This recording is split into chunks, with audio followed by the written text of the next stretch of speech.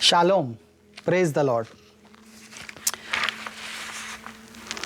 तो बहुत टाइम के बाद आपके सामने मैं आ रहा हूँ। मेरे लिए आप स्पेशल प्रेयर कर सकते हैं कि परमेश्वर के राज्य के लिए मिनिस्ट्री मैं कर पाऊँ।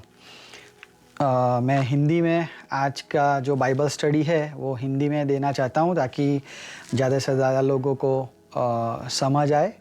और इसका एक और वर्जन मैं इंग्लिश में भी करने वाला हूँ, परमेश्वर की इच्छा हुई तो। तो उपवास के बारे में तो आप सबने सुना ही होगा, फास्टिंग। और उपवास क्या होता है, क्या उपवास करना चाहिए, उपवास और भूख हड़ताल में क्या फ़र्क है, और कितने घंटे का करना चाहिए या कितने दिन का करना चाहिए, कब करना चाहिए, कैसे करना चाहिए, उससे क्या फ़र्क पड़ता है, क्यों सब लोग कहते हैं उपवास और प्रार्थना करनी चाहिए, तो इससे क्या फ़र्क पड़ता है, हम ईसाइयों के लिए ये क्या महत्व रखता है। तो ये सब चीज़ें हम आज देखने वाले हैं। और जो उपवास है उसको मैं फास्टिंग कह के भी बुलाऊंगा। और बाइबल में से हम देखने वाले हैं और बहुत सारे पद भी पढ़ने वाले हैं। आपको ये वीडियो पूरा देखने के बाद ये अगर आपको लगता है कि आपको ये स्पिरिचुअल, आपकी खुद की स्पिरिचुअल लाइफ में बेनिफिशियल है, कुछ उससे फ़ायदा होता है, तो अगर आप शेयर करना चाहें, अगर आपको लगे कि दूसरे को भी ये स्पिरिचुअल लाइफ में परमेश्वर के नज़दीक जाने में हेल्प करता है, तो आप शेयर कर सकते हैं। तो सबसे पहले हम देखना चाहते हैं कि फास्टिंग जो है, आज हम ईसाई भाई बहन, फास्टिंग का कोई प्रोसीजर नहीं है, उसकी कोई रूल नहीं है, कोई प्रक्रिया नहीं है। तो हर कोई अपने अपने हिसाब से फास्ट करता है, ठीक है। अपना जो परमेश्वर के साथ जो रिश्ता है और जो विश्वास है और जो समझ है उसके मुताबिक फास्ट करता है। और बहुत सारी अलग अलग तरीके हैं उसके। इंटरमिटेंट फास्टिंग बोलते हैं, कोई डे का फास्ट रखता है, कोई 24 घंटे का भी रखता है, कोई सिर्फ ब्रेकफास्ट स्किप करता है, कोई लंच स्किप करता है, यानी कि लंच नहीं करता, ब्रेकफास्ट नहीं करता, या फिर कोई दोनों नहीं करता। कोई सूरज डूबने तक का इंतज़ार करता है। कई लोग रात को खाते हैं या फिर 12 बजे तक खाते हैं, रात के 12 बजे तक, जब तक डेट चेंज ना हो जाए तब तक खाना खा सकते हो, ऐसा बोलते हैं। कई लोग फ्राइडे को फास्ट करते हैं और कई लोग अलग डिफरेंट डेज़, यानी कि जो अलग अलग जो दिन होते हैं उसमें भी फास्ट करते हैं। कई लोग पैशन वीक में ही फास्ट करते हैं, कई लोग गुड फ्राइडे को फास्ट करते हैं। और हम देखते हैं हमारे आसपास में और हमारे परिवार में या फिर हमारे खुद के जीवन में भी, राइट, के कोई जूस पी लेता है, कोई चाय पी लेता है, कोई बनाना खा लेता है। और अभी तो ऐसे क्या कहते हैं उसको, ड्राई स्नैक्स, यानी कि ऐसे पकवान या फिर ऐसा नाश्ता स्नैक्स मिलते हैं, फराड़ी जिसको बोलते हैं, तो कई लोग वो खा लेते हैं। और कई लोग तो पानी तक भी नहीं पीते, राइट। मैंने देखा है, एक फैमिली था, तो वो लोग संडे को भी फास्ट करते थे कि जब भी कम्युनियन लेना हो, यानी कि जो प्रभु भोजन, जो प्रभु की मेज के भागीदार बनने का जो टाइम है, तब तक वो फास्ट रखते थे और प्रभु भोजन लेने के बाद फिर वो खाना खाते थे। तो इस तरह से बहुत से हम रूल्स देखने मिलते हैं। तो बाइबल में ऐसे कोई रूल्स सेट नहीं किए गए कि भाई फास्टिंग करो तो ये दौरान करो, या फिर ये दौरान में आप नॉनवेज नहीं खा सकते, ऐसा कुछ लिखा नहीं है। और लोग अपने अपने विश्वास के मुताबिक अलग अलग तरीके से फास्ट करते हैं।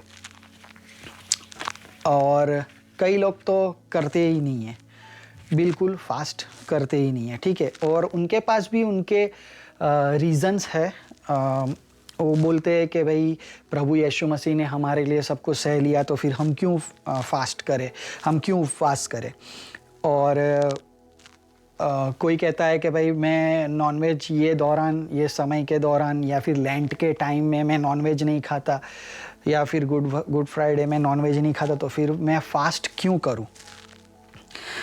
और कई कहते हैं कि भाई मैं गुड फ्राइडे को कर लेता हूं, बाकी दिनों में मैं क्यों करूं। और कई लोग ये समझते हैं कि मैं ऑफरिंग दे देता हूं, यानी कि मैं दान देता हूं, मैं चाहे कोई मंडली में, चर्च में, या फिर कोई गरीब को कोई दान कर देता हूं, तो वो कहते हैं कि फास्ट करने की क्या ज़रूरत है मुझे।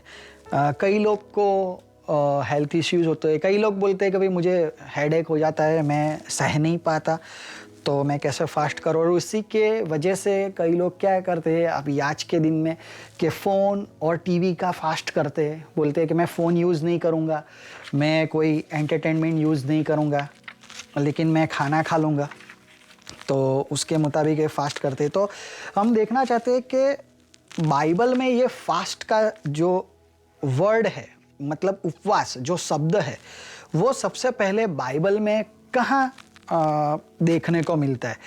तो चलिए मैं आपको ले चलता हूँ न्यायियों की किताब, उसका 20वां अध्याय और उसका 26वां पद। वहाँ पर मैं आपके लिए पढ़ता हूँ। ऐसा लिखा है, प्रभु का वचन कहता है, तब सब इस्राएली वरन सब लोग बेतेल को गए और रोते हुए यहोवा के सामने बैठे रहे, और उस दिन सांझ तक उपवास किया और यहोवा को होम बलि और मेल बलि चढ़ाया। तो यहाँ पर मेरे नॉलेज के मुताबिक यहाँ पर सबसे फर्स्ट टाइम हमें उपवास जो वर्ड है वो देखने को मिलता है। इसके पहले भी लोगों ने फास्ट किया है, और मोजेस का एग्जाम्पल तो हम सबको याद ही होगा।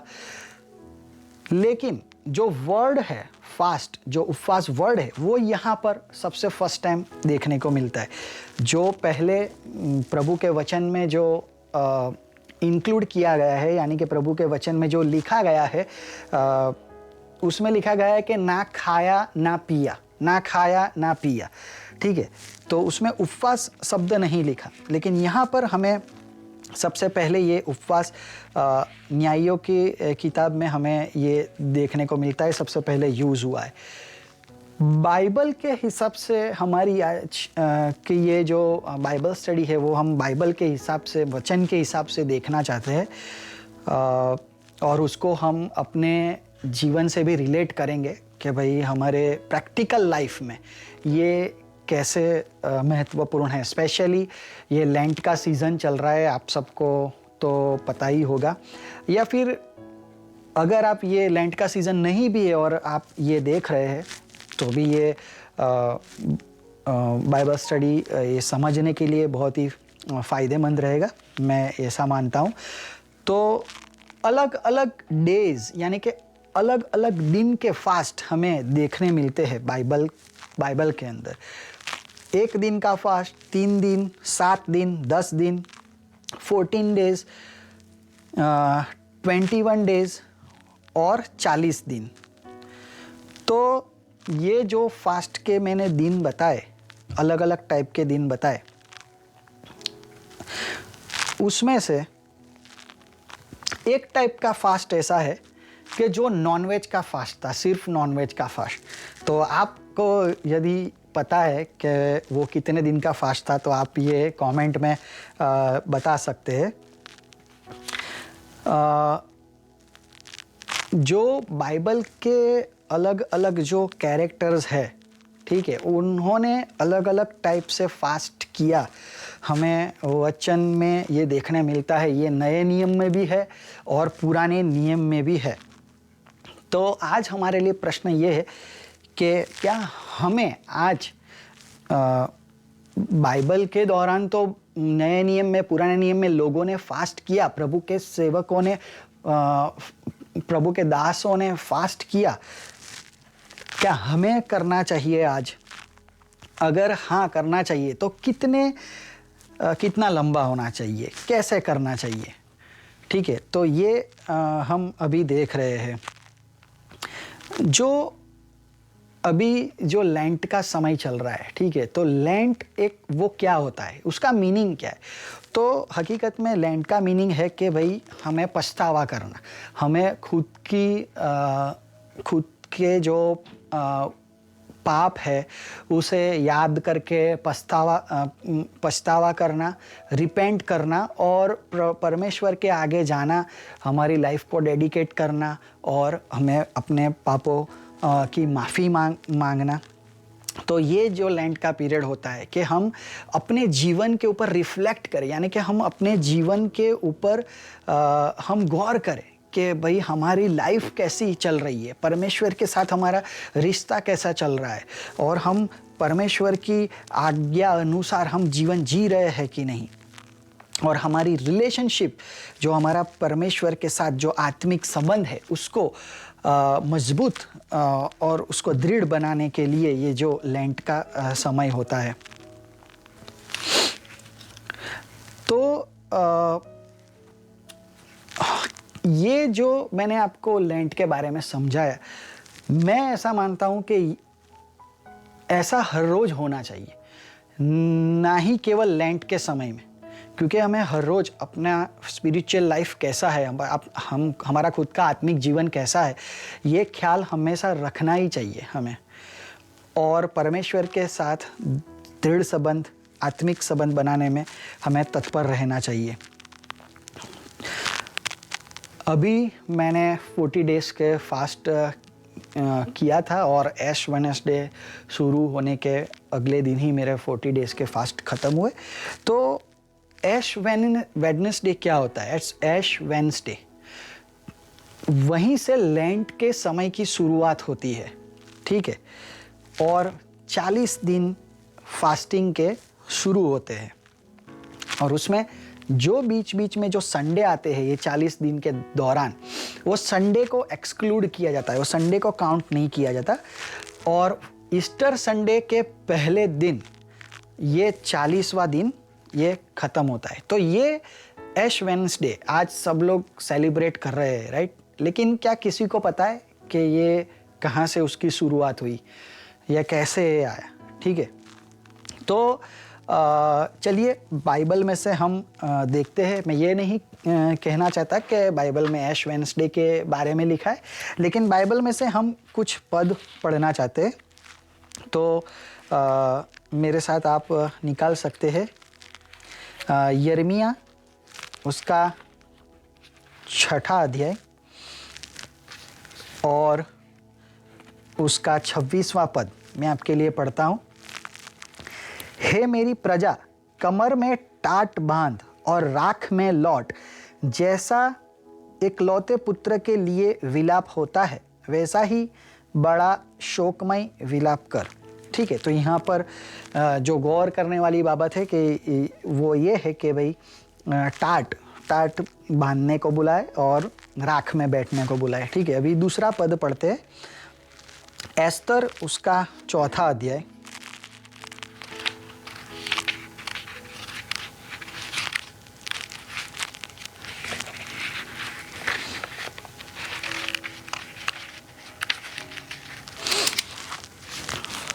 और उसका 1 से 3 पद पढ़ेंगे हम। जब मोर्दकै ने जान लिया कि क्या क्या किया गया है, तब मोर्दकै वस्त्र फाड़, टाट पहन, राख डालकर नगर के मध्य जाकर ऊंचे और दुख भरे शब्द से चिल्लाने लगा। तो यहाँ पर हमें देखने मिलता है कि वस्त्र फाड़े, टाट पहना और राख डालकर, अपने ऊपर राख डालकर। दूसरा भी एक पद पढ़ेंगे, दानियल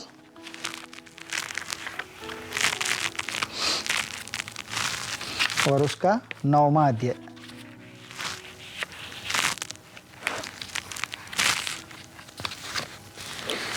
डैनियल चैप्टर 9, तो दानियल उसका अध्याय 9 और 3रा पद। तब मैं अपना मुख प्रभु परमेश्वर की ओर करके गिड़गिड़ाहट के साथ प्रार्थना करने लगा और उपवास कर टाट पहन राख में बैठकर वरदान मांगने लगा।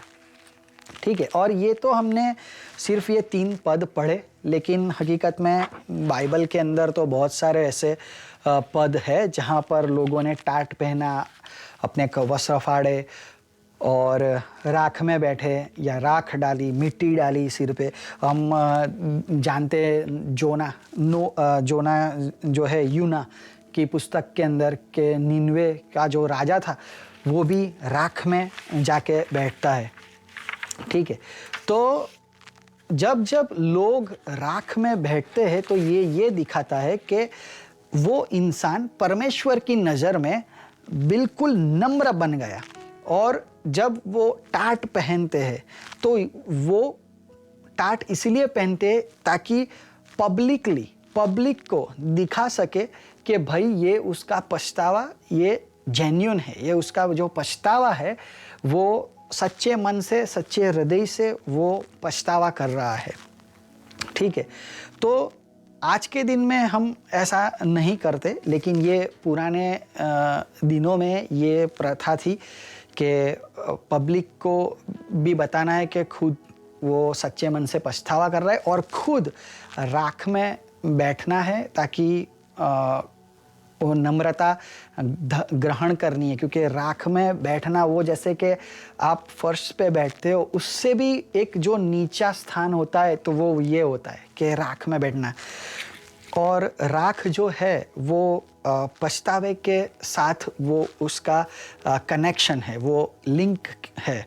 और उसी प्रकार से ये आगे बढ़ती गई, ये जो प्रथा थी वो आगे बढ़ती गई। और 8वीं सदी के अंदर जब भी कोई इंसान बहुत ही बीमार हो और लोगों को लगे कि वो मरने वाला हो, तो अब क्या करते थे वो लोग पास्टर को बुलाते थे। वो और पास्टर आते थे, जो प्रीस्ट थे वो आते थे और उनको पूछते थे कि भाई आपने क्या सच्चे मन से, सच्चे हृदय से पछतावा किया, आप परमेश्वर को जानते हैं। और वो जो इंसान जो बीमार है वो जब हाँ कहता था तो वो इंसान को ऐसे टाट नीचे ज़मीन पे बिछा के उसके ऊपर सुलाया जाता था और उसके ऊपर राख लगाई जाती थी।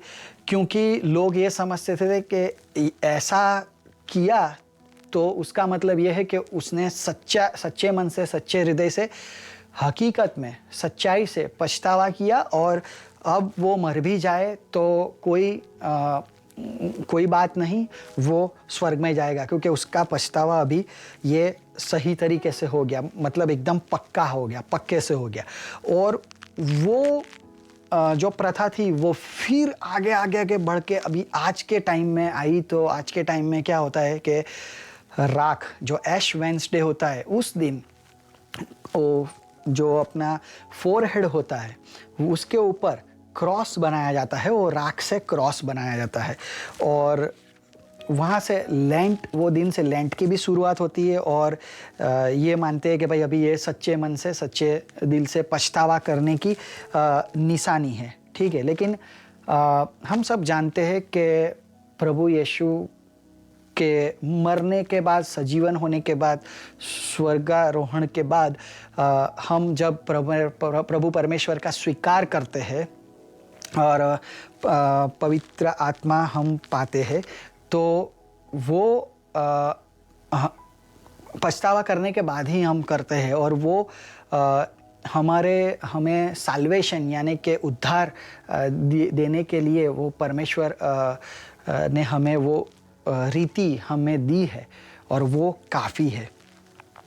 तो ये थोड़ा सा बैकग्राउंड मैंने समझा दिया वो ऐश वेडनेसडे के बारे में और लेंट के बारे में।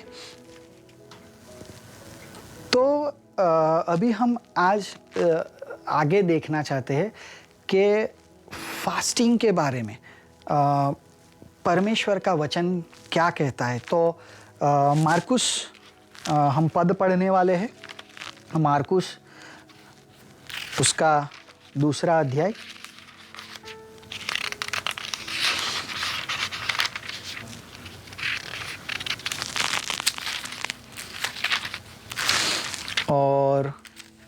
18 से 20।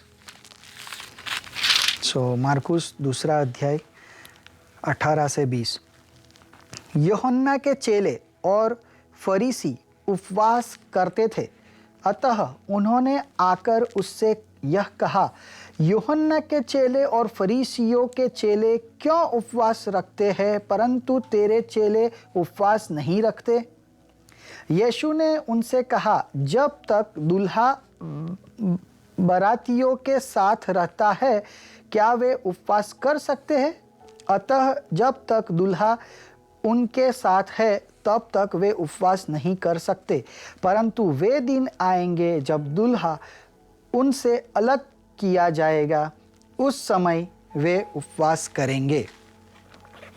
तो प्रभु यीशु मसीह ये खुद कहते हैं, बाइबल का वचन हमने पढ़ा, तो प्रभु यीशु मसीह अपने क्रूसिफिक्शन यानी कि क्रूस पे चढ़ाए जाने की बात यहाँ पर करते हैं और कहते हैं कि वो दिन आएगा कि जब मुझे पकड़वा दिया जाएगा और मुझे क्रूस पे चढ़ा दिया जाएगा और मैं अपना प्राण त्याग दूंगा और मेरी मृत्यु हो जाएगी, और तब दिन आएगा कि चेलों के लिए और वो उपवास रखेंगे, वो फास्ट रखेंगे। ठीक है, और हम यही देखते हैं कि ऐसी घटना होने के बाद हम देखते हैं कि डिसाइपल्स जो प्रभु यीशु मसीह के चेले थे, उन्होंने भी यही किया। प्रभु यीशु मसीह के पकड़वाने और मृत्यु के बाद उन्होंने भी यही किया, उन्होंने उपवास किया। ठीक है, और यहाँ पर एक और चीज़ भी हमें देखने को मिलती है कि प्रभु यीशु मसीह जो यहाँ पर जो दृष्टांत देते हैं, उसमें कहते हैं अपने आप को, वो कहते हैं दूल्हा। ठीक है, और दूसरे लोग यानी कि बारातियों यानी कि रिलेटिव्स या फिर जो जिनको निमंत्रण दिया गया है वो, और खुद को कहते हैं ब्राइड ग्रूम।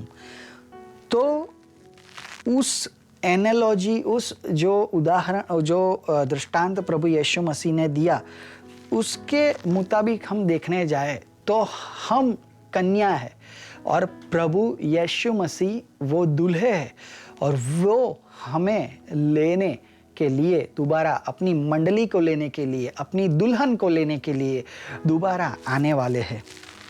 ठीक है, तो आज हमारा दूल्हा कहाँ है? आज हमारा दूल्हा कहाँ है?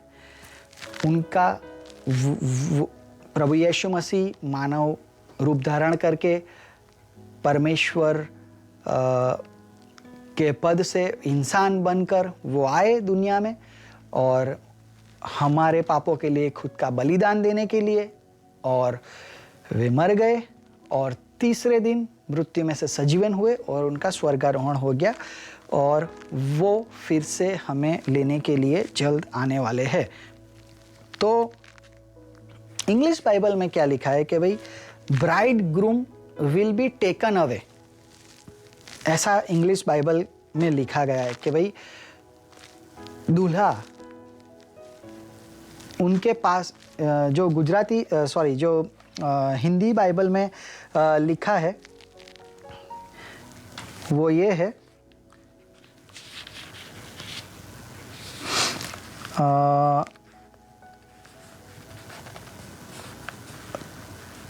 दूल्हा जब तक दूल्हा उनके साथ है तब तक वे उपवास नहीं कर सकते, परंतु वे दिन आएंगे जब दूल्हा उनसे अलग किया जाएगा। तो यहाँ पे शब्द लिखा गया अलग किया जाएगा, इंग्लिश बाइबल में लिखा है कि टेकन, राइट। तो ये जो दृष्टांत है उसका एक अर्थ ये भी होता है कि प्रभु यीशु मसीह अभी हमारे पास नहीं है, ठीक है।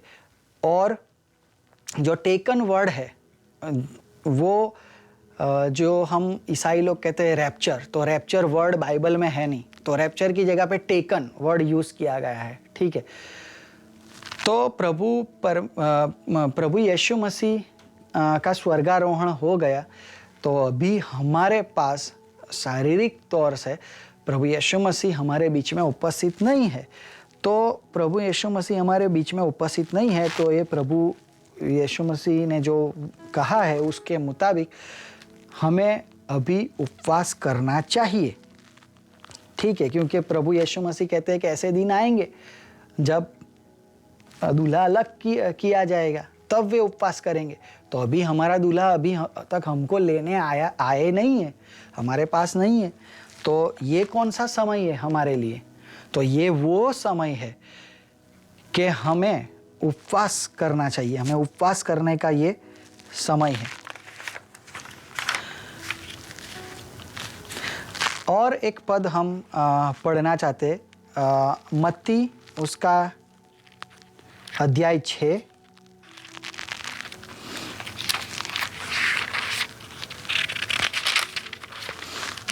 और 16वां पद। मत्ती अध्याय 6 और 16 मैं आपके लिए पढ़ता हूँ।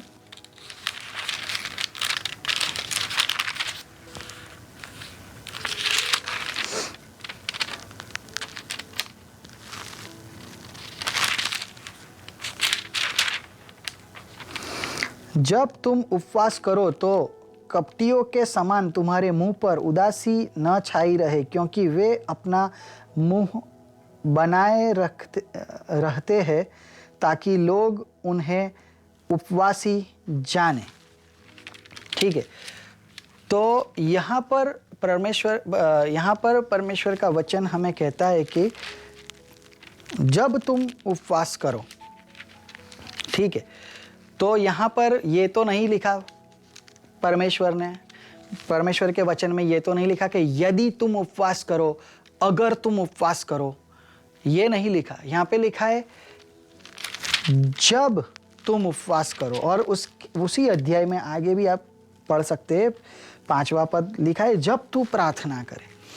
तो उसका मतलब क्या होता है कि परमेश्वर के अनुयायी, परमेश्वर के जो प्रभु यीशु मसीह के जो चेले हैं, अगर हम अपने आप को प्रभु यीशु मसीह का डिसाइपल कहते हैं, प्रभु यीशु मसीह का फॉलोअर कहते हैं, मसीही कहते हैं, तो उसका मतलब ये हुआ कि मसीही, प्रभु यीशु मसीह यहाँ पर हमें जो वचन कहते हैं मत्ती 6 में कहते हैं जब तू प्रार्थना करे।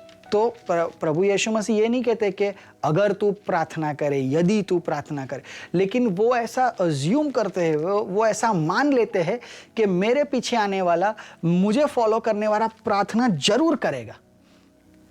और उसी के मुताबिक ये जो उपवास की बात जो 16वां जो पद है उसमें लिखी गई है, वो भी उसी के प्रकार, उसी के समान लिखी गई है जब तुम उपवास करो। उसका मतलब ये है कि प्रभु यीशु मसीह ये प्रभु यीशु मसीह ने मान लिया, और ये उनको विश्वास है कि प्रभु यीशु मसीह के चेले, उनके पीछे जाने वाले लोग, उनके फॉलोअर्स, वे जरूर उपवास करेंगे।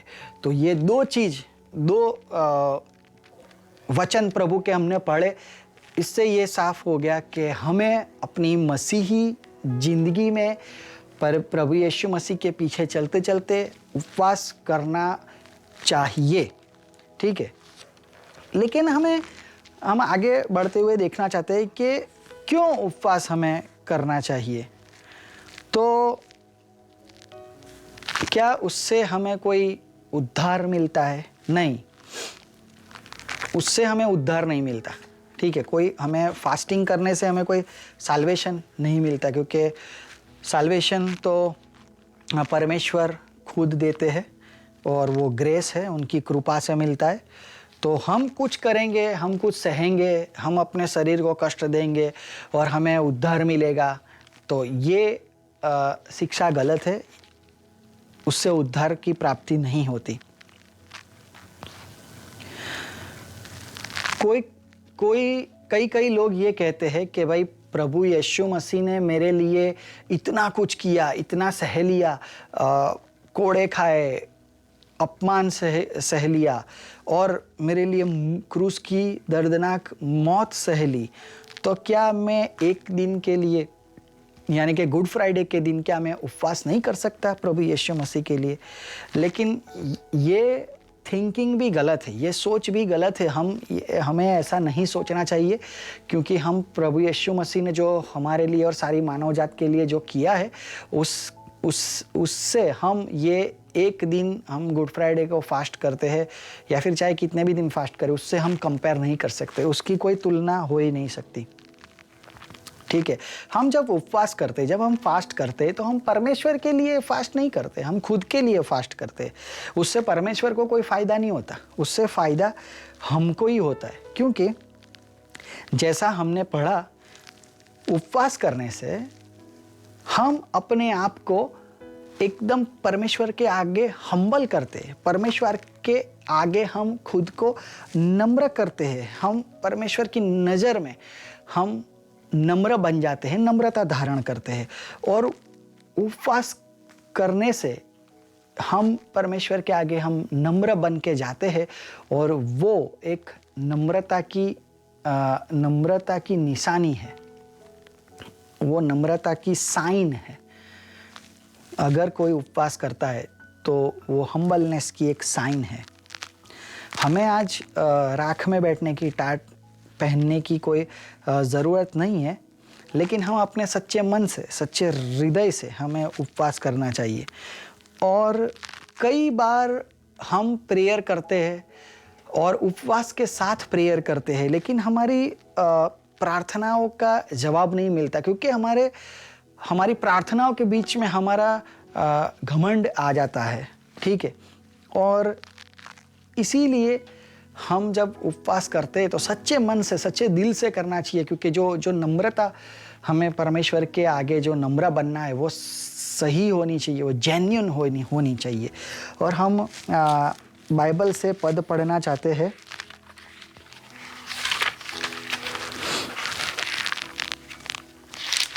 पहला पत्रस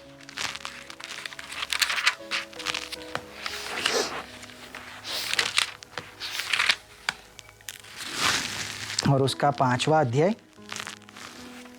और उसका 5वां पद। इसी प्रकार के नव युवकों, तुम भी प्राचीनों के अधीन रहो, वरन तुम सब के सब एक दूसरे की सेवा के लिए दीनता से कमर बांधे रहो, क्योंकि परमेश्वर अभिमानियों का विरोध करता है, परंतु दीनों पर अनुग्रह करता है। और पुराने नियम से भी हम एक वचन पढ़ेंगे।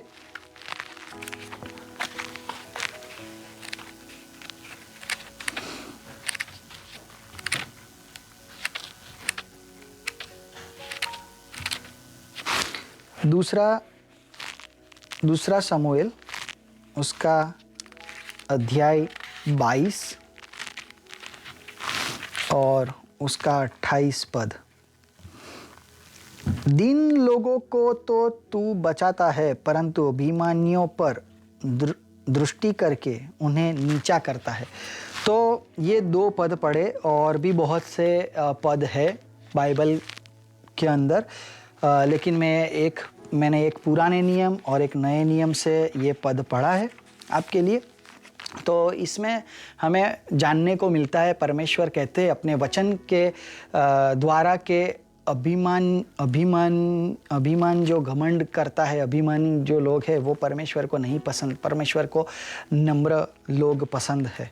ठीक है, और इसीलिए जब कोई प्रभु का दास, कोई सेवक, आपने भी बहुत टाइम प्रेयर रिक्वेस्ट दी होगी, तो देखना फास्टिंग के साथ प्रेयर करते हैं, तो परमेश्वर के आगे जब हम नम्र बनते हैं तो वो परमेश्वर को बहुत पसंद है। और आपने अपने जीवन में भी ये एहसास किया होगा कि जब भी आपने फास्टिंग करके प्रेयर की है तो कई सारी प्रेयर का जवाब मिल गया है। ठीक है, आगे बढ़ते हुए हम ये देखना चाहते हैं कि फास्टिंग जो है वो सेल्फ डिनाइल के लिए किया जाता है, यानी कि खुद का नकार, स्व नकार करने के लिए किया जाता है, हम्बलनेस के साथ साथ। और हम देखते हैं कि परमेश्वर का जो वचन है, पवित्र बाइबल, उसमें पुराने नियम, नए नियम में कई परमेश्वर के दास और परमेश्वर के चेलों ने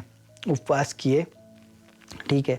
और साउल जो बाद में पौलुस कहलाए, उन्होंने किए, और प्रभु यीशु मसीह ने किया फास्टिंग, ठीक है। तो प्रभु यीशु मसीह ने जो फास्टिंग किया वो उनके मिनिस्ट्री के प्रिपरेशन के लिए किया। लेकिन हम अभी जो अगला पॉइंट हम देखना चाहते हैं वो है कि भाई फास्टिंग रिपेंटेंस के लिए भी होता है, ठीक है, पछतावा। फास्टिंग पछतावे के लिए होता है, क्योंकि ये सारी जो चीज़ें हैं जो मैं आपको हम देख रहे हैं साथ साथ जो मैं कह रहा हूँ वो एक दूसरे से लिंक्ड है। तो बाइबल में से हम पद पढ़ेंगे, पहला राजा उसका अध्याय 21 और 27 और 28 पद। वहाँ पर लिखा है, एलिया के ये वचन सुनकर आहाब ने अपने वस्त्र फाड़े। अभी जो आहाब जो राजा है उसके बारे में ये कहते हैं कि भाई इस्राएल के जो कहते हैं कि जो वर्स्ट राजा, जो खराब में खराब राजा थे, उसमें से भी सबसे खराब राजा कोई था तो ये आहाब था, ठीक है। एलिया के ये वचन सुनकर आहाब ने अपने वस्त्र फाड़े और अपनी देह पर टाट लपेटकर उपवास करने और टाट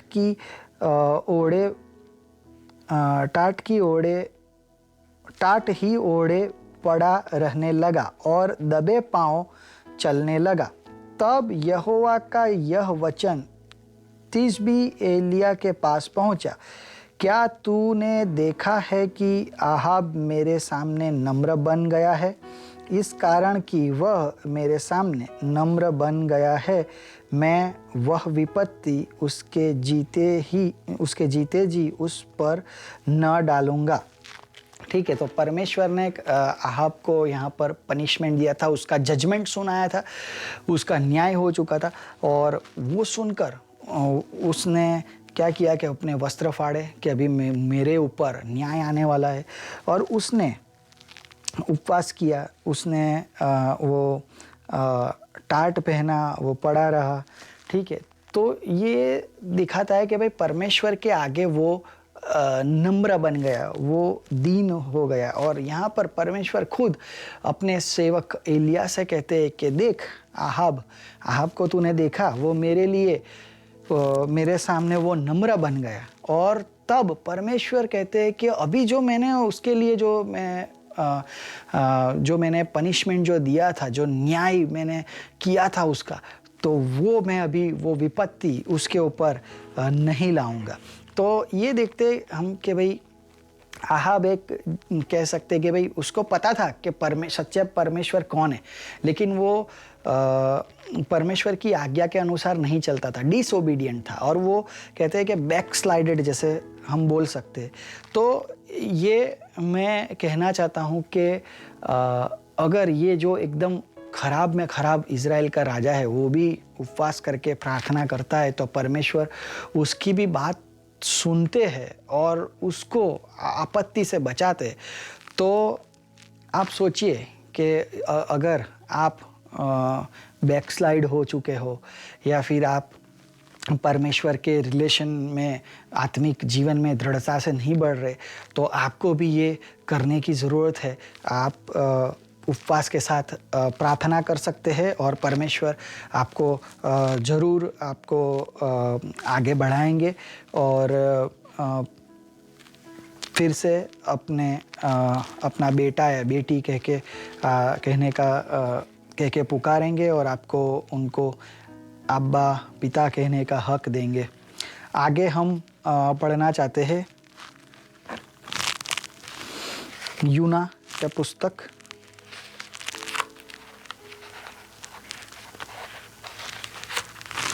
और 3 अध्याय।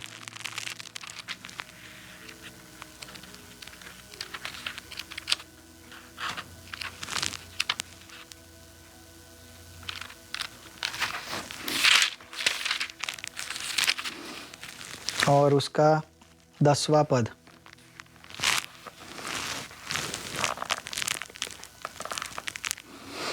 चलो 6वां पद और 7वां पद पहले पढ़ लेते हैं। योना 30 अध्याय 3 6वां पद। तब यह समाचार निनवे के राजा के कान में पहुंचा और उसने सिंहासन पर से उठ अपने राजकीय वस्त्र उतारकर टाट ओढ़ लिया और राख पर बैठ गया। राजा ने प्रधानों से सम्मति लेकर निनवे में इस आज्ञा का ढिंढोरा पिटवाया, क्या मनुष्य, क्या गाय बैल, क्या भेड़ बकरी या अन्य पशु, कोई कुछ भी न खाए, वे न खाए और न पिए। और आगे कहते हैं कि पश्चाताप करे। और 10वां पद। जब परमेश्वर ने उनके कामों को देखा कि वे कुमार्ग से फिर रहे हैं, तब परमेश्वर ने अपनी इच्छा बदल दी और उनकी जो हानि करने की ठानी थी उसको न किया। ठीक है, तो अभी ये जो हमने पढ़ा, तो ये जो निनवे के लोग थे परमेश्वर को नहीं जानते थे। ठीक है, तो उपवास ये लोग करते हैं, और मतलब उपवास ये लोगों के लिए भी है। ठीक है, अगर आप सच्चे परमेश्वर को नहीं जानते लेकिन आपको सुसमाचार मिलता है, आप परमेश्वर के बारे में सुनते हो, और अगर आप उपवास और प्रार्थना करके परमेश्वर के पास जाते हो, तो परमेश्वर ज़रूर आपके इस पछतावे को देखते हैं, आपके इन काम को देखते हैं, और तब परमेश्वर आपको कोई हानि नहीं होने देते और आशीर्वाद से भरपूर करते हैं। और आपको जो आत्मिक आपका जो रिलेशन होना चाहिए परमेश्वर के साथ, उसमें आपको पवित्र आत्मा की मदद, पवित्र आत्मा की जो हेल्प होती है वो भेजते हैं। तो ये हमने देखा कि भाई फास्टिंग फास्टिंग कब कब किया जाता है। ठीक है, और उसके पीछे का रीज़न क्या है। और भी बहुत सारे रीज़न्स है, जैसे कि फास्टिंग विक्ट्री हासिल करने के लिए भी किया जाता है। फास्टिंग क्या कहते हैं कि भाई ये हमें देखने मिलता है न्यायियों की किताब 20वां अध्याय और 26 पद में देखने मिलता है कि जीत हासिल करने के लिए, अभी जीत हासिल करने के लिए यानी कि कोई भी कठिनाई हमारे जीवन में हो सकती है और उसके ऊपर हमें जीत हासिल करनी है, तो भी ये हम कर सकते हैं। हम एस्तर का जो पुस्तक है उसमें भी हम पढ़ते, छुटकारे के लिए, सलामती के लिए हम उपवास कर सकते हैं। और हम देखते हैं कि भाई कई बार परमेश्वर के दास ने उपवास किए, उसमें केवल दुख व्यक्त किया, ग्रीफ एक्सप्रेस की। ठीक है, उसमें भी फास्ट कर सकते हैं। अगर आप दुखी है, आपको दुख जताना है, तो अभी आप उसमें फास्ट कर सकते हैं। और ये हम पढ़ेंगे नियमाया का पुस्तक 1 अध्याय और उसका 4 पद।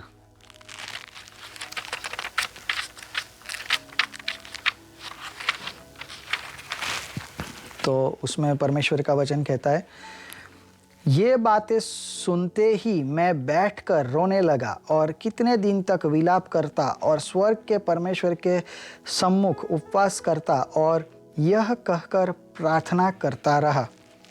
ठीक है, तो इसमें नियमाया विलाप करते हैं, रोते हैं, दुख में है और परमेश्वर के आगे ये उपवास करते हैं। दूसरा रीज़न है कि सद्बुद्धि प्राप्त करने के लिए, विजडम प्राप्त करने के लिए या मार्गदर्शन प्राप्त करने के लिए भी उपवास हम कर सकते हैं। और ये हमें देखने मिलता है प्रेरितों के काम उसका अध्याय 13 और 2 और 3 पद मैं आपके लिए पढ़ता हूँ। लिखा है, जब वे उपवास सहित प्रभु की उपासना कर रहे थे तो पवित्र आत्मा ने कहा, मेरे लिए बरनबास और शाऊल को उस काम के लिए अलग करो जिसके लिए मैंने उन्हें बुलाया है। तब उन्होंने उपवास और प्रार्थना करके और उन पर हाथ रखकर उन्हें विदा किया। ठीक है। और प्रभु यीशु मसीह के बारे में तो हम जानते ही है। मिनिस्ट्री, अगर आप में से कोई प्रभु के सेवकाई को ज्वाइन करना चाहता है, प्रभु की सेवकाई करना चाहता है, तो मिनिस्ट्री करने से पहले भी आप फास्ट कर सकते हो।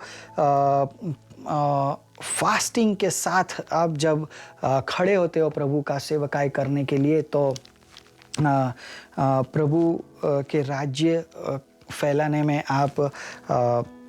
आपको एक अंदरूनी ताकत प्रभु देते हैं, एक समझ देते हैं, और पवित्र आत्मा का मार्गदर्शन आपको प्राप्त होता है। ये हम देखते हैं मत्ती अध्याय 4 में। आप ये पूरा अध्याय पढ़ सकते हो। प्रभु यीशु मसीह जब वे उनकी जो अर्थली मिनिस्ट्रीज थी, यानी कि जो दुनिया पर वो थे, तब उन्होंने मिनिस्ट्री स्टार्ट करने से पहले फास्टिंग किया।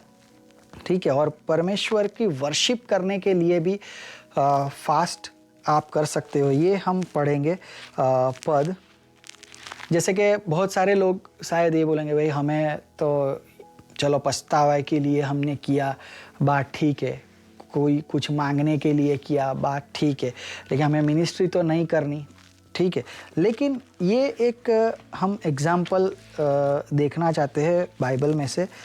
तो उसमें क्या है कि केवल वर्शिप करने के लिए भी फास्ट किया, तो फास्ट एक वर्शिप भी है। ठीक है। उपवास एक प्रभु की आराधना भी है। तो लूका अध्याय 2 उसका 37 पद 37, वह 84 वर्ष से विधवा थी और मंदिर को नहीं छोड़ती थी। यहाँ पर हन्ना की बात की गई है।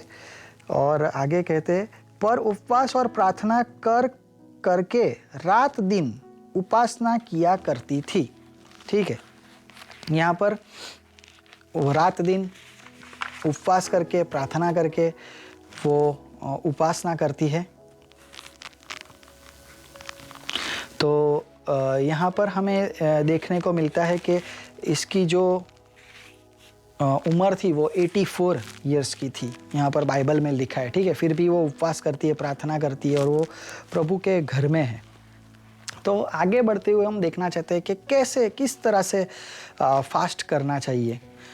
एक चीज़ मैं आपको कहना चाहता हूँ कि फास्टिंग के साथ ऑलवेज प्रेयर होती है। ठीक है। फास्ट यानी कि उपवास जब करते हो तो प्रार्थना होती ही है। प्रार्थना जब करते हो तो उपवास हो सकता है, नहीं भी हो सकता, और वो ओके है। लेकिन जब आप फास्ट करते हो और प्रेयर नहीं है, तो उसका कोई मतलब नहीं है। वो वैसे फास्ट का कोई मेरे हिसाब से कोई मतलब नहीं है, क्योंकि जब आप फास्ट करते हो, एक आप समय निकालते हो, आप वो डेडिकेट करते हो, तो आपको फोकस और कंसंट्रेशन प्रभु के ऊपर होना चाहिए, और आपके और प्रभु के रिलेशनशिप के ऊपर होना चाहिए। तो प्रेयर मस्ट है। और बाइबल में जब कभी भी हमने फास्टिंग के बारे में पढ़ा है, ठीक है, केवल ये जो पद हमने आज पढ़े उसी में ही नहीं, आपने भी पढ़ा होगा। तो फास्टिंग के बारे में जब कभी भी हम बाइबल में, प्रभु के वचन में हमने पढ़ा है, it is always about food. वो फूड यानी कि खुराक, आहार, उसके बारे में ही है। ठीक है। तो ये हमें ध्यान रखना है, क्योंकि आज लोग मोबाइल, इंटरनेट का फास्ट, मूवी का फास्ट और टीवी ना देखने का फास्ट, ऐसा सब फास्ट करते हैं। चलो वो एक सेकेंडरी है, लेकिन मेन फास्ट जो हमें स्क्रिप्चर में देखने मिलता है वो तो फूड का फास्ट है, यानी कि अन्न, खुराक, वो खाना जो होता है वो नहीं खाना है, और वही फास्ट है, वही फास्ट है। हाँ, अगर आप फास्ट रखते हो, खाना नहीं खाते, लेकिन फिर आप मूवी देखने जाते हो या फिर बहुत ही एक्सेसिव अमाउंट में आप फ़ोन यूज़ करते हो, परमेश्वर की आप आराधना नहीं करते या फिर परमेश्वर को कोई समय नहीं देते, तो फिर वो अन्न का यानी कि फूड का फास्ट रखने के बाद भी उसका कोई मतलब नहीं है, ठीक है। तो ये जो मोबाइल इंटरनेट वाला जो फास्ट है वो एक्चुअल फूड का फास्ट रखने के साथ जब आप करते हो तो वो बहुत ही बेनिफिशियल है। और ये मैं आपको एक प्रभु का वचन पढ़ के मैं ये साबित करना चाहता हूँ। और हम पढ़ेंगे सबोपदेश उसका अध्याय 6।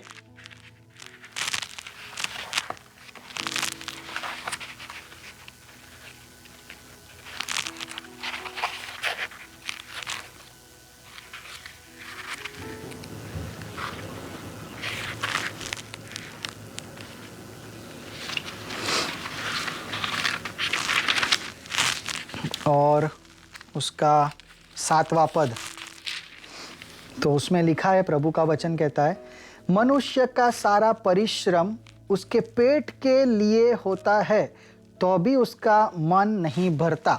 ठीक है, तो पेट के लिए यानी कि खाने के लिए, ठीक है। इंग्लिश वर्जन में लिखा है कि all toil of man is for his mouth. तो खाने के लिए, पेट के लिए, सारी जो मेहनत इंसान पूरी जिंदगी मेहनत करता है तो खाने के लिए, पेट के लिए करता है, ठीक है। तो जो खाना जो है वो शरीर के लिए बहुत ही इम्पोर्टेंट है। और जब हम वो खाने का त्याग करते हैं, खाने वाला फास्ट करते हैं, तो वो बहुत ही इम्पोर्टेंट हो जाता है हमारे लिए और हमारी स्पिरिचुअल लाइफ के लिए।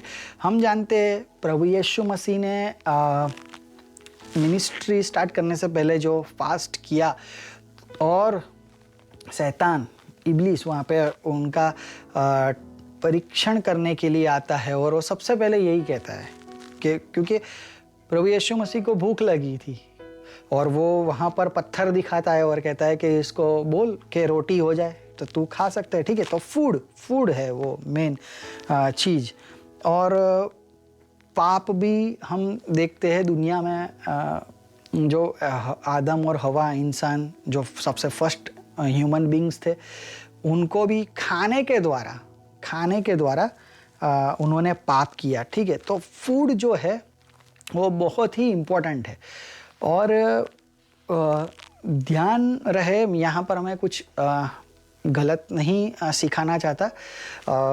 मैं एक बात कहना चाहता हूँ कि अफ्रीका में एक पास्टर हो चुके और उन्होंने उनका जो चर्च था, उन्होंने लोगों को बोला कि भाई कौन कौन प्रभु यीशु मसीह को मिलना चाहता है, कौन कौन प्रभु यीशु मसीह को देखना चाहता है। और प्रभु के ऊपर विश्वास रखने वाले बहुत से लोग थे, प्रभु के फॉलोअर्स। तो उन्होंने कहा कि नहीं, मुझे करना है, मुझे प्रभु से मिलना है, प्रभु यीशु मसीह से मुझे मिलना है। तो ये पास्टर ने बोला कि भाई आप उपवास करो और उपवास मतलब खाना छोड़ी दो और उपवास करो और मर जाओ, और उस प्रकार से आप ऊपर चले जाओगे और प्रभु यीशु मसीह को आप मिल सकते हो और जल्द से जल्द ये हो जाएगा और जल्द से जल्द आप प्रभु यीशु मसीह को मिल जाओगे। तो ऐसा नहीं करना है। फास्टिंग का ये कोई तरीका नहीं है और ये मतलब नहीं है, ठीक है। हमने अभी तक देखा कि फास्टिंग के किस कारण से किया जाता है, और भी बहुत सारे कारण हैं और मैंने पहले ही समझा दिया कि भाई फास्टिंग किस लिए होता है, ठीक है। तो हमारा जो आत्मा है, ठीक है, वो हमारी बॉडी को यानी कि हमारे शरीर को चलाना चाहिए। तो फूड जो है वो हमारे शरीर के लिए है, और फूड जो हमने ये पढ़ा, हमने जो प्रभु का वचन पढ़ा कि खाना वो बहुत ही इम्पोर्टेंट है। आज देखिए आप यूट्यूब के ऊपर खाने के वीडियोस बहुत सारे लोग देखते हैं और बहुत सारे उनको व्यूज़ मिलते हैं, रील्स में भी खाना। और आज देखिए बाहर सब लोग जाते हैं, खाना इम्पोर्टेंट है, यहाँ पर ये फेमस मिलता है, वो फेमस मिलता है और खाना चाहिए, ठीक है। तो वो खाना इम्पोर्टेंट है, वो खाना हमारे शरीर को चलाता है, ठीक है। लेकिन हम एक पद यहाँ पर पढ़ना चाहते हैं, वो है नए नियम में से गलाती और उसका 5वां अध्याय।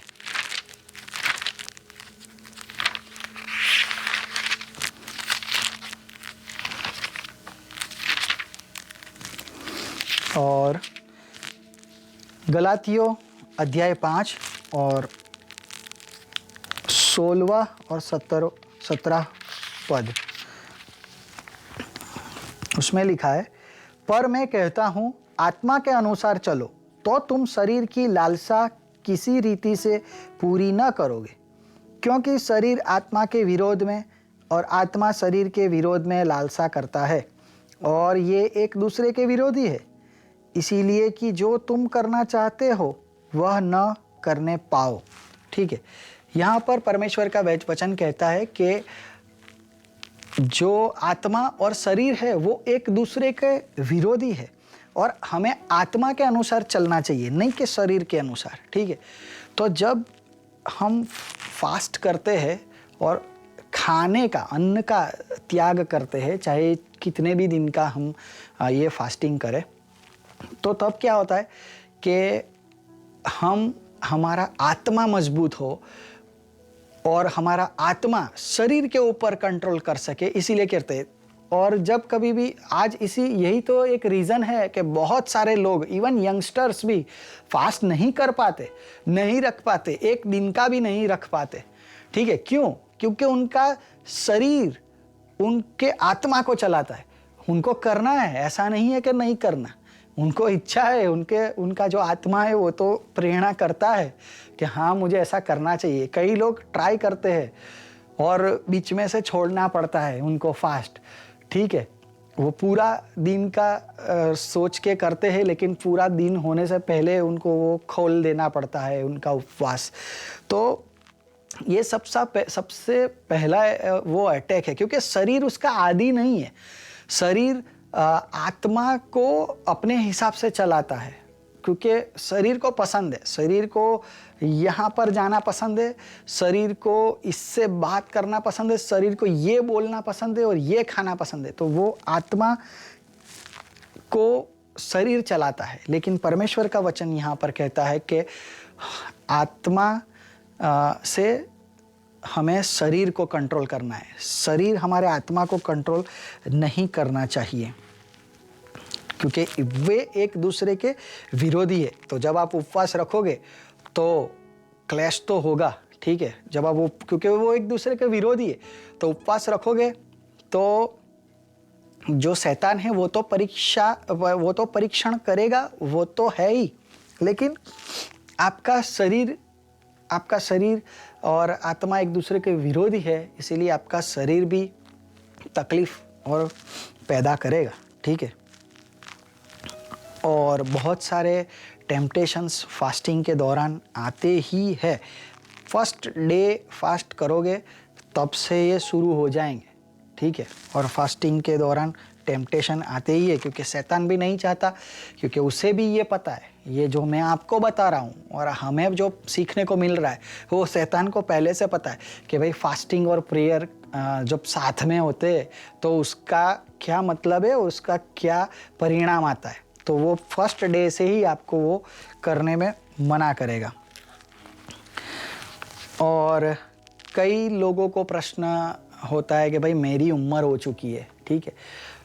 फिर से मैं खाली याद दिलाना चाहता हूँ, हमने हन्ना के बारे में पढ़ा और उसमें साफ लिखा था कि भाई वो 84 इयर्स की थी और फिर भी वो फास्टिंग करती थी, ठीक है।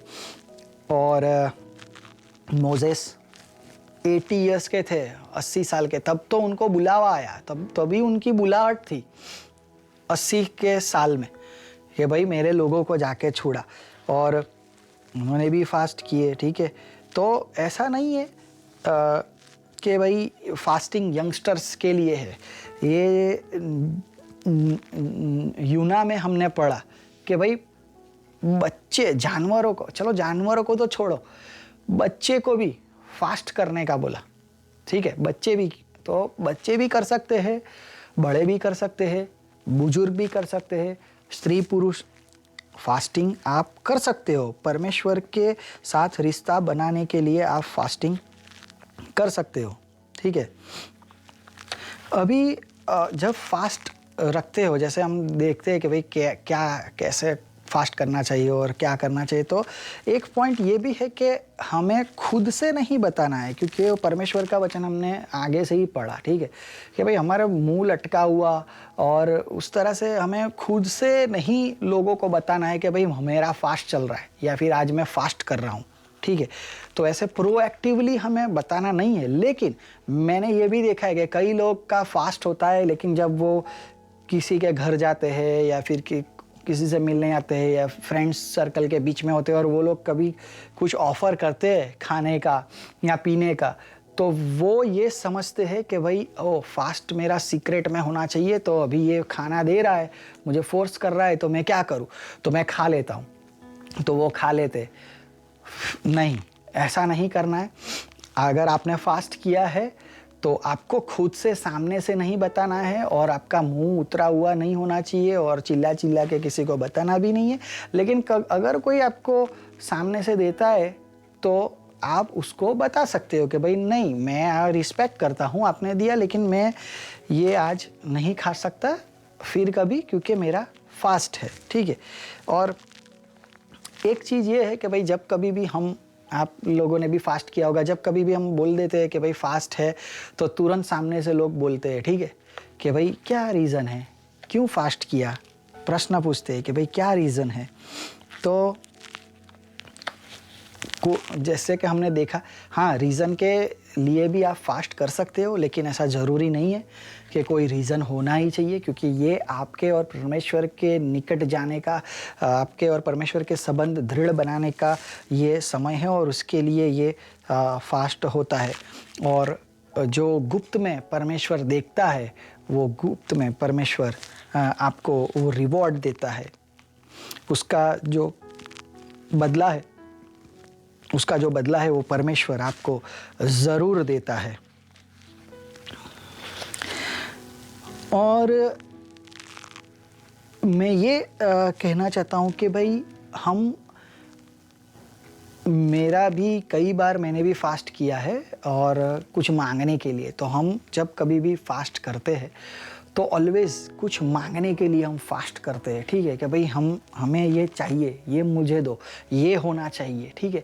तो मैं ये पूछना चाहता हूँ कि भाई भूख हड़ताल और फास्टिंग में फ़र्क क्या है, उपवास और भूख हड़ताल में फ़र्क क्या है। जैसे कोई चौराहे पे बैठा हुआ है, वो कह रहा है भूख हड़ताल पे बैठा हुआ है, हमारी मांगे पूरी करो, हमारी मांगे पूरी करो, ठीक है। और फिर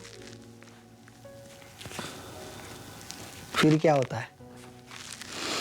चलो एक प्रश्न मैं करना चाहता हूँ कि भाई आप फास्ट कर रहे हो, आपने सोचा कि चाहे एक हफ्ते का, 40 दिन का, 21 दिन का जो फास्ट आप करना चाहते हो, और कोई रीज़न से कि भाई परमेश्वर मुझे ये चाहिए, इसके लिए मैं फास्ट कर रहा हूँ, और वो 2 दिन में ही हो गया, आपने फास्टिंग प्रेयर की, 2 दिन में ही वो हो गया, तो फिर अभी आप क्या करते हो, अभी आप क्या करते हो, 2 दिन में ही हो गया, आपने बोला था 40 दिन का करूँगा, आपने ये सोच के किया था, ठीक है।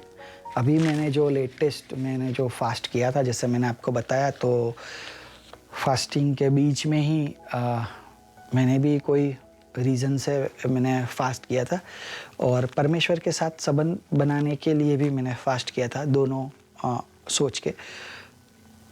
बीच में ही मुझे जवाब आ गया, मैंने जिस के बारे में रिक्वेस्ट किया था परमेश्वर को, और जवाब था ना, ठीक है। मैं हाँ की उम्मीद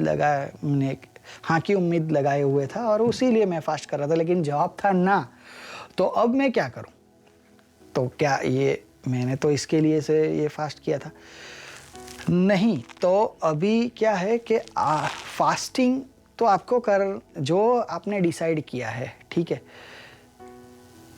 एक चीज़ है कि भाई जब आप करते हो, श्योरली उसका बेनिफिट है फास्टिंग प्रेयर का, और आप करते हो और आप डे डिसाइड कर लेते हो कि भाई इतने दिन का मैं करूँगा, तो फिर आपका आंसर आता है या नहीं आता, आपको फास्टिंग कंप्लीट करना है। मैंने भी 40 डेज़ का मेरा फास्ट वो कंप्लीट मैंने किया, ठीक है। और यही फ़र्क है, लाइक हम ये भूख हड़ताल वाली बात नहीं है कि भाई हाँ हमारी मांगें पूरी करो ना, हमारी मांग पूरी हो गई चलो अब ये ख़त्म बात। और ये परमेश्वर के पास से हमें ना भी हो सकती है, ठीक है, ना भी हो सकती है। ये ऐसा मेरी लाइफ में तो बहुत रेयर हुआ है। जब भी कभी भी मैंने फास्टिंग करके प्रेयर की है तो मेरी लाइफ में तो परमेश्वर ने किया ही है, ठीक है। और आपने भी ये एक्सपीरियंस किया होगा। लेकिन हमें ना के लिए भी तैयार रहना चाहिए। वो सुनने में इतना अच्छा नहीं लगता, लेकिन परमेश्वर की कुछ इच्छा और कुछ योजना है उसके अंदर, तो वो भी हमें उसको भी हमें रिस्पेक्ट करनी चाहिए।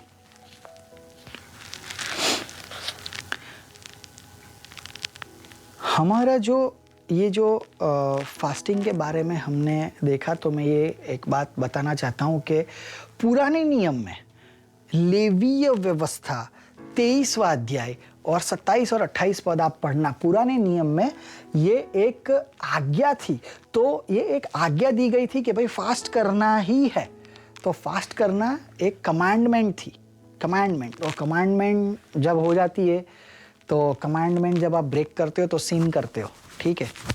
आप एक कमांडमेंट हो जाती है कि भाई फास्टिंग करना ही है, आज्ञा। और आज्ञा जब आप नहीं करते उसका पालन, तो वो पाप है।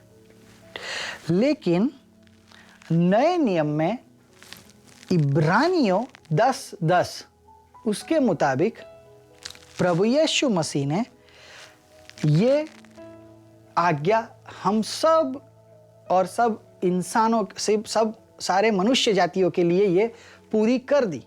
तो अभी ये आज्ञा नहीं रही हमारे लिए, अभी ये आज्ञा नहीं है। हाँ, प्रभु यीशु मसीह उन्होंने ये अज्यूम किया और ये परमेश्वर का ये वचन हमें बताया कि भाई जब तुम प्रार्थना करो, जब तुम उपवास करो, क्योंकि वो जानते हैं कि भाई सच्चे तरीके से, सच्ची रीति से परमेश्वर के पीछे चलने वाला इंसान, प्रभु यीशु मसीह को फॉलो करने वाला इंसान तो उपवास करेगा ही, प्रार्थना करेगा। ये सोच लिए ना आप कि भाई आप ईसाई हो, आप प्रभु यीशु मसीह के फॉलोअर्स हो, प्रभु मसीही हो, प्रार्थना नहीं करते आप। सोचिए ये बात कैसी है कि भाई प्रार्थना ही नहीं करते। प्रार्थना नहीं करते तो इस लाइक कैसे आप परमेश्वर के चेले हो, कैसे परमेश्वर के अनुयायी हो, कैसे मसीही हो? प्रार्थना ही नहीं करते तो प्रार्थना और उपवास वो एक ही मत्थी 6 में हमने देखा, राइट, एक ही जगह पे लिखा हुआ है। और जब लिखा हुआ है, जब वर्ड यूज किया हुआ है, ठीक है। when you fast, when you pray, जब, तो उसका मतलब ये हुआ कि वो एक जैसे कि प्री रिक्विजिट, जैसे कि वो एक अज्यूम किया गया है कि भाई परमेश्वर को फॉलो करने वाला तो ये करेगा ही। तो ये एक डिसाइपलशिप का एक पार्ट है। हम जब प्रभु यीशु मसीह के डिसाइपल हम अपने आप को कहते हैं, तो उसका एक पार्ट है और वो एक लाइफस्टाइल है, क्रिश्चियन लाइफस्टाइल है, ठीक है। क्रिश्चियन लाइफस्टाइल है ये परमेश्वर के फॉलोअर्स की। लेकिन जब कभी भी आप फास्ट करते हो तो वो जेन्युइन होना चाहिए और सिंसियर होना चाहिए, ठीक है। वो आपको एक समय निकाल के आपको फास्ट करना है। कई बार ये पॉसिबल नहीं होता क्योंकि लोग जॉब करते हैं, तो ये समझ सकते हैं हम कि आपने फास्ट रखा है लेकिन आपको जॉब पे जाना है। लेकिन जॉब पे आप जाओ 8 घंटा, 9 घंटा, 10 घंटा, लेकिन परमेश्वर के लिए आपका जो समय निकालना है वो तो होना ही चाहिए। और परमेश्वर के साथ बैठ के, परमेश्वर की आराधना करके, परमेश्वर के साथ, परमेश्वर के वचन, परमेश्वर को प्रेयर करके, ये फास्टिंग में होना ही चाहिए, ठीक है। फास्ट करके कई लोग पूरा दिन सो जाते हैं, बोले कि अभी भूख चलो टीवी नहीं देखना है, चलो मूवी नहीं देखना है, फ़ोन नहीं लेना है, चलो ठीक है फास्ट करते हैं परमेश्वर के लिए। परमेश्वर के आगे मैंने ये कहा है कि भाई मैं फास्ट करूँगा, परमेश्वर मेरा ये काम है, ये काम आप प्लीज़ ये हो जाए। तो फास्ट तो रखते हैं लेकिन फिर पूरा दिन सोते हैं तो उसका भी कोई मतलब नहीं है। ठीक है, मैं जानता हूँ जो पेट में जो भूख लगती है और भूख लगने के वजह से ये आप फास्ट करते हो, कई माताओं की, कई बहनों की ये कंप्लेन होगी कि भाई मुझे तो खाना बनाना है और खाना बनाते तो यार भूख ये सहन नहीं होती। नहीं, ऐसा नहीं है। ठीक है, खाना एक जब आप करते हो और जब आपका आत्मा दृढ़ होता है, प्रभु में मजबूत होता है, तो आप जायकेदार और लजीज खाना आपके परिवार के लिए बनाओगे, लेकिन आपको वो खाने की कोई इच्छा नहीं होगी। ठीक है, ऐसा भी ये समय आता है। यहाँ पर दूसरी एक बात मैं बताना चाहता हूँ कि कई लोग हैं जो एक ही टाइम खाते हैं, और स्पेशली बाहर के देशों में जो स्टूडेंट्स होते हैं, जो ऐसे बाहर के देशों में जाते हैं रहने के लिए, कई वो लोग लंच नहीं लेते। जब मैं स्टूडेंट था यहाँ कनाडा के अंदर, तो मेरा मैं एक साथ रूममेट था। वो कहता था कि यार यहाँ पर तो हम स्टूडेंट लोग तो हम खाते ही नहीं हैं।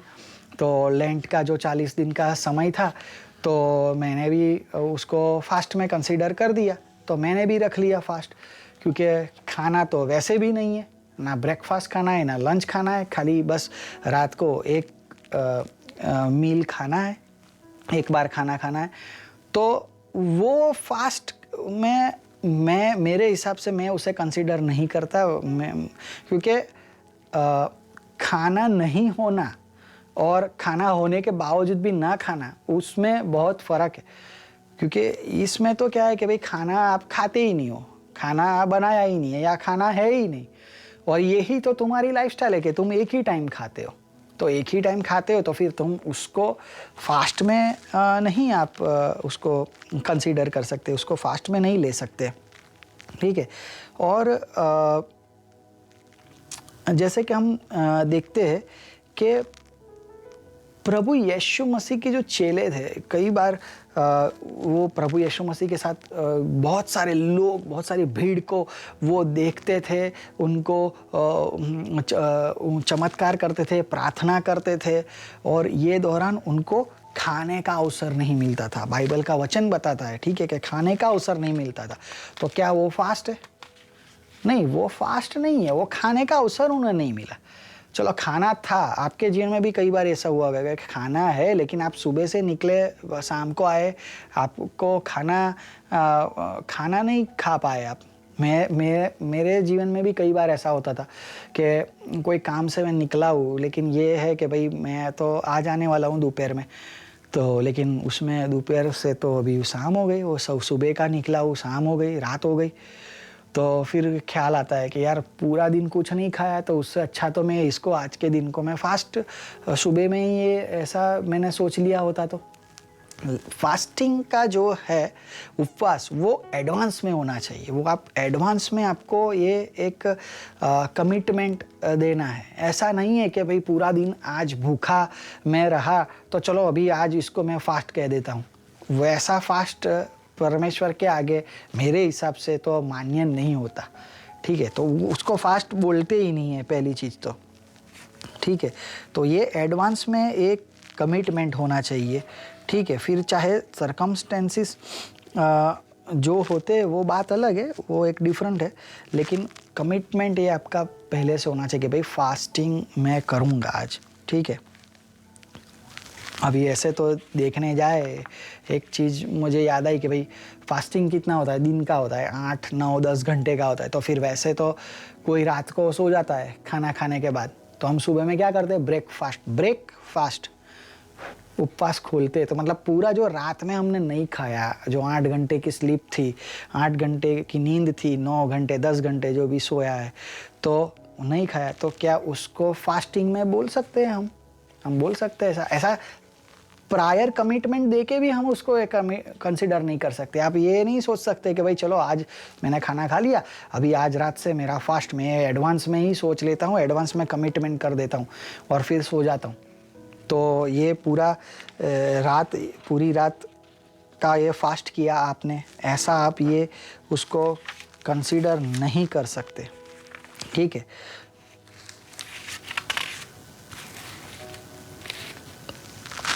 और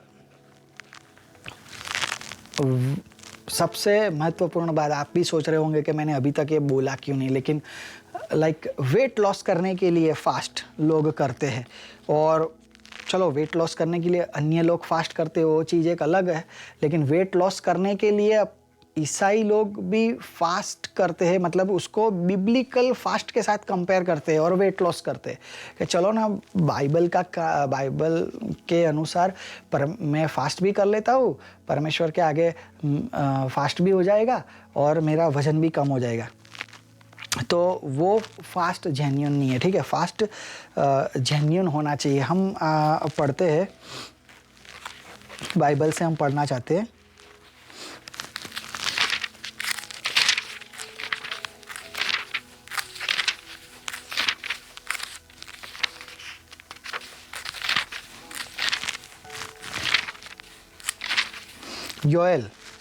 योएल प्रबोधक का पुस्तक, उसका 2 अध्याय और उसका पद 13, चलो 12 से पढ़ते हैं। तो भी यहोवा की यह वाणी है, अभी भी सुनो, उपवास के साथ रोते पीटते अपने पूरे मन से फिर कर मेरे पास आओ। अपने वस्त्र नहीं, अपने मन ही को फाड़ कर अपने परमेश्वर यहोवा की ओर फिरो, क्योंकि वह अनुग्रहकारी, दयालु, विलंब से क्रोध करने वाला, करुणा निधान और दुख देकर पछताने हारा है। तो ये हमने देखा कि परमेश्वर हमें कहते हैं कि भाई सच्चे मन से, सच्चे हृदय से, अपने पूरे मन से, पूरे हृदय से हमें उपवास करना है, ठीक है। अपने परमेश्वर कहते हैं कि अपने वस्त्र नहीं, अपने मन ही को फाड़। उसका मतलब ये है कि भाई मन से, दिल से हमें उपवास करना है। केवल बाहरी दिखावा से या केवल शारीरिक तरीके से, शारीरिक तो है ही, लेकिन केवल बाहर का नहीं, हमें मन से और दिल से भी उपवास करना है। अभी कई लोग दूसरे को दोष देते हैं अगर वो फ्राइडे को फास्ट ना करे, ठीक है, शुक्रवार को फास्ट ना करे, तो बोलते हैं कि भाई ये फास्ट कंसीडर ही नहीं होता, गलत है। तो ऐसा नहीं है।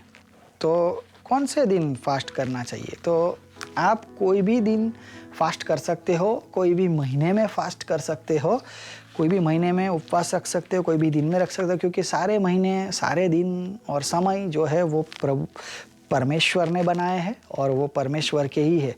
तो इसमें कोई आपत्ति नहीं है उसमें। और कितने दिन के फास्ट कर सकते हो तो उसमें भी कोई प्रॉब्लम नहीं है, आपको जितना लगता है उतना, ठीक है। बाइबल में मैंने आपको बताया इतने इतने दिन के फास्ट है, और उसके अलावा भी आपको जो लगता है वो आपके और परमेश्वर के बीच की बात है, ठीक है। आप एक दिन का भी कर सकते हो, आपका 40 डेज़ का रखना है 40 डेज़ का भी आप कर सकते हो। ऐसा नहीं है कि 40 डेज़ का फास्ट आप नहीं कर सकते, 40 डेज़ का भी फास्ट कर सकते हो, एक दिन का भी कर सकते हो, और कितने भी चाहे दिन का आपको लगे वो कर सकते हो। एलिया ने 40 दिन 40 रात का फास्ट किया, प्रभु यीशु मसीह ने किया, और मोसेस ने किया, ठीक है। तो आप कर सकते हो। और ये लोग ने फास्ट किया मतलब किस प्रकार का था ये 40 दिन 40 नाइट का फास्ट के रात में भी कुछ खाना नहीं। मैंने जो उपवास किया 40 दिन का, उसमें क्या है कि ब्रेकफास्ट नहीं, लंच नहीं, कोई नाश्ता नहीं, लेकिन फिर रात को तो खाना है, रात को तो मैं खा लिया करता था, ठीक है। लेकिन ये लोगों ने जो किया उसमें रात में भी खाना नहीं होता था। और ये पॉसिबल तभी होता है जब पवित्र आत्मा आपके साथ होते हैं, ठीक है। जब पवित्र आत्मा के हेल्प जब मिलती है तो ही ये पॉसिबल होता है, और एल्स ये पॉसिबल हो नहीं सकता, क्योंकि इसमें परमेश्वर पवित्र आत्मा की हेल्प होनी बहुत ज़रूरी है। तब आप जाके लाइक नाइट में भी नहीं खा सकते। और मोजेस की बात मैंने की, मोजेस के ऊपर ये जो फास्टिंग के ऊपर जो मोजेस और सिनाई पहाड़ के ऊपर वो कितनी बार गए, और उसका एक क्रोनोलॉजी और फास्टिंग के ऊपर मैं एक वीडियो बनाने वाला हूँ। शायद ये वीडियो के एंड में आपको वो देखने मिल जाएगा, तो आप वो देख सकते हैं। वो बहुत ही छोटा एक वीडियो है। एक्चुअली मैं मोजेस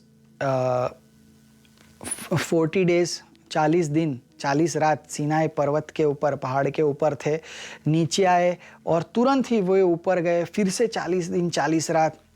और बिब्लिकल स्कॉलर्स लोग बोलते हैं कि भाई 80 डेज़ का उनका ये फास्ट था, ना कुछ खाया ना कुछ पिया। लेकिन मेरे हिसाब से मैं ये मानता हूँ कि 120 दिन यानी कि ये जो है 80 डेज़ वो तो है ही है, लेकिन फिर से भी एक बार मोजेस मूसा प्रभु के सेवक वो सीनाई पर्वत पे गए थे, और फिर से 40 दिन 40 रात उन्होंने ना खाया ना पिया। और वैसे 40-40-40 के 3 इंटरवल हमें देखने मिलते, लेकिन जो पहला जो है, जो 10 कमांडमेंट्स 10 आज्ञाएं लेके वापस आना, और जो सोने का बछड़ा बनाया हुआ था और लोग उसको वर्शिप कर रहे थे, वो उसका नष्ट करना, और फिर से तुरंत वे ऊपर गए। तो ये जो है वो 80 डेज़ वो बैक टू बैक है, ठीक है। ये मैंने डिटेल में समझाया है वो वीडियो में, वो आप देख सकते हो। लेकिन मेरे कहने का मतलब ये है कि जब पवित्र आत्मा की सहाय और मदद हो तभी ये इस प्रकार फास्ट होता है।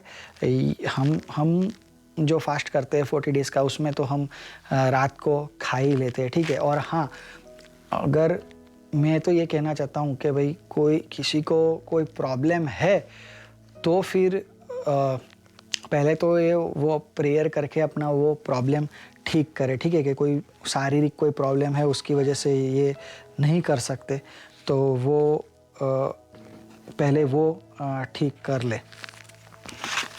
ठीक है। और अभी हम अंत भाग में आ चुके हैं, और ये मैं कहना चाहता हूँ कि हम जैसे देखते हैं कि भाई कर्नेलियस के बारे में हमने नए नियम में हम देखते कि वे प्रेयर करते थे, लेकिन वो दान भी देते थे, ठीक है। केवल दान नहीं देते थे, तो केवल दान दे के हम छूट नहीं सकते। हमें क्रिश्चियन और मसीह होने के अगर हम मसीह है तो हमें फास्ट करना ही है। जैसे कि हम प्रेयर करते हैं वैसे हमें फास्ट भी करना ही है। और कोई लोग बोलते हैं कि भाई परमेश्वर को तो मेरा हृदय पता है, परमेश्वर को मेरा मन पता है, तो हम क्यों फास्ट करें। हाँ, परमेश्वर को आपका मन पता है, परमेश्वर को आपका हृदय पता है, लेकिन फिर भी हमें अपने मन से, अपने हृदय से परमेश्वर की वर्शिप करने के लिए, परमेश्वर के साथ संबंध बनाने के लिए, उनके साथ संबंध दृढ़ करने के लिए, आत्मिक संबंध दृढ़ करने के लिए हमें फास्ट ज़रूर करना है। और एक पद में आपके सामने बस आखिरी पद पढ़ना चाहता हूँ, मत्ती उसका अध्याय 17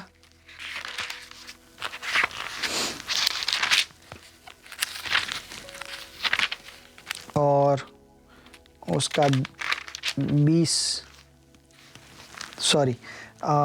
उसका पद 21, वहाँ पर लिखा है। यहाँ पर क्या देखने मिलता है कि भाई एक प्रभु यीशु मसीह एक दुष्ट आत्मा को निकालते हैं एक बच्चे के अंदर से। तो 21वें पद में लिखा है, पर यह जाति बिना प्रार्थना और उपवास के नहीं निकलती।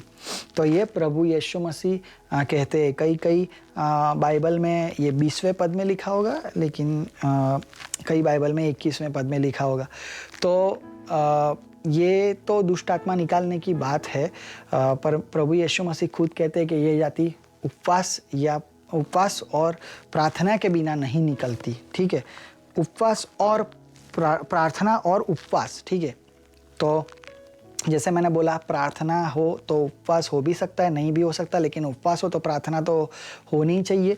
लेकिन ये जब परमेश्वर प्रभु यीशु मसीह जब बोलते हैं तो कहते हैं कि प्रार्थना और उपवास के बिना ये जाति नहीं निकलती, ठीक है। तो ये कोई भी चीज़ आपके जीवन में हो सकती है। दुष्ट आत्मा की बात तो है ही है, लेकिन कोई भी कोई चाहे कोई एडिक्शन हो या कोई व्यसन हो, कोई आपको छुटकारा चाहिए और क्रोध हो या कुछ भी हो, तो आप फास्ट और प्रेयर करके ही उसे तोड़ सकते हो। और ये एक चाबी है, ये मसीही जीवन की एक चाबी है। इससे बहुत सारे जवाब हमें मिलते हैं और हमारी जो परिस्थिति, हमारी जो सिचुएशन है, ये पूरी चेंज हो जाती है। तो ये परमेश्वर का वचन समझने में प्रभु हमें सहाय करे। और इसी के साथ हम आज का ये बाइबल स्टडी हम कंप्लीट करते हैं। God bless you. Thank you very much.